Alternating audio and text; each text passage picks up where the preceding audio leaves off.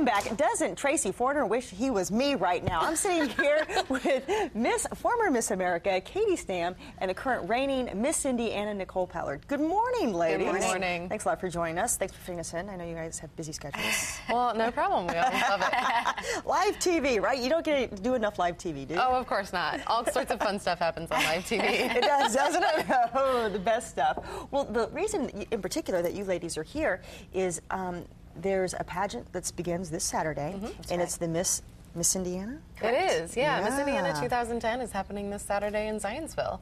And the cool thing is there's a new feature this year where people at home can kind of, interact and maybe cast some votes. Tell me about this new system you guys have. That's right. Well, this year we actually introduced where the general public can actually vote for an 11th finalist. Usually we only have a top 10, but this year we're introducing an 11th finalist. And you can vote online. All the contestants' photos are online at missindianapageant.com, missindianapageant.com. 99 cents a vote. Vote for your favorite contestant. It's a great way to get involved and see the contestants and meet them and have a say in who your next Miss Indiana is going to be. People like taking control of stuff. I mean, American Idol, right? People love to vote, and it's, we actually, the last 2 years at Miss America, we've had an opportunity for the American people to vote for finalists, and so now we're bringing it to the state competition because you want to have a say in who your state representative is, because they are the perfect representation of who you are. We have a wonderful one here in Nicole Pollard, and we're so sad to see her leave.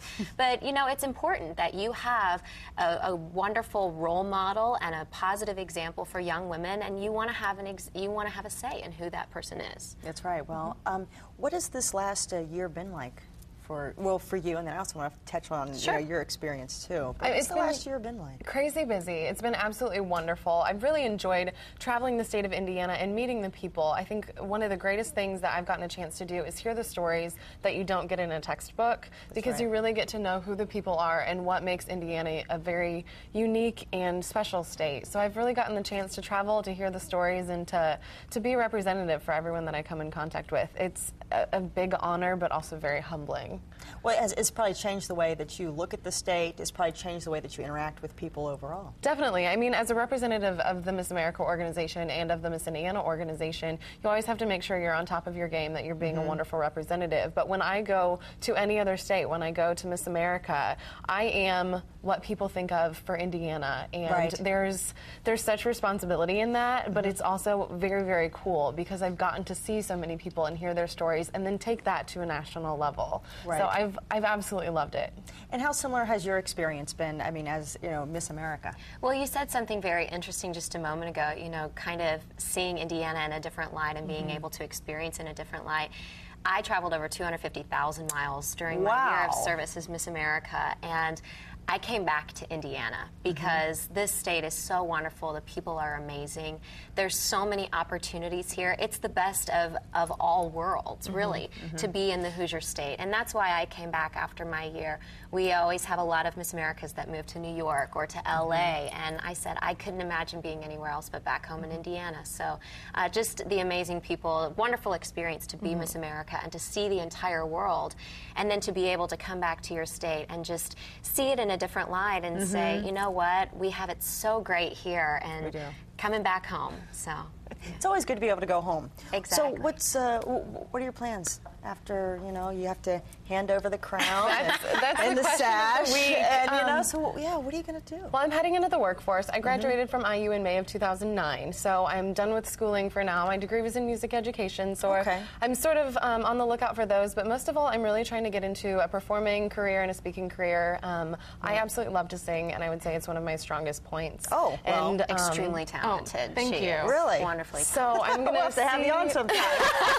So I'm going to see where that takes me. I'm young at this point, and with the Miss Indiana title behind me, I have a lot of different contacts, and I think it's the time to do it. So I'm going to take an exciting leap and hope it works out. Networking. And what about you? What's going on? Well, I'm actually getting married in just a couple weeks. Congratulations. So very excited about that. Lucky My guy. fiancé and I are just so ready. And they're so perfect for each other, too. Thank you. But kind of kind of in the similar boat as Nicole. You know, you build such wonderful relationships with great nonprofit organizations throughout the state and throughout the country. So I've been working as a spokesperson for various organizations like the Dairy Community and for the Lutheran Church Missouri Synod, which are two very important organizations to me, and just been able to travel on their behalf and speak on their behalf.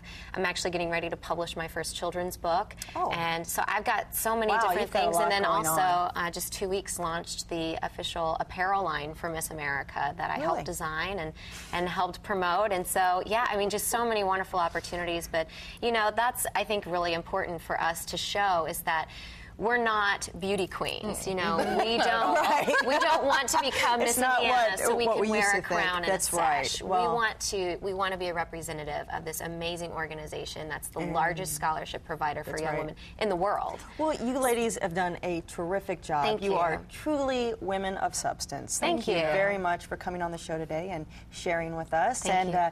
The pageant again is in Zionsville, and it's this Saturday at 7 p.m. Tickets still available online or at the door. Go get your tickets.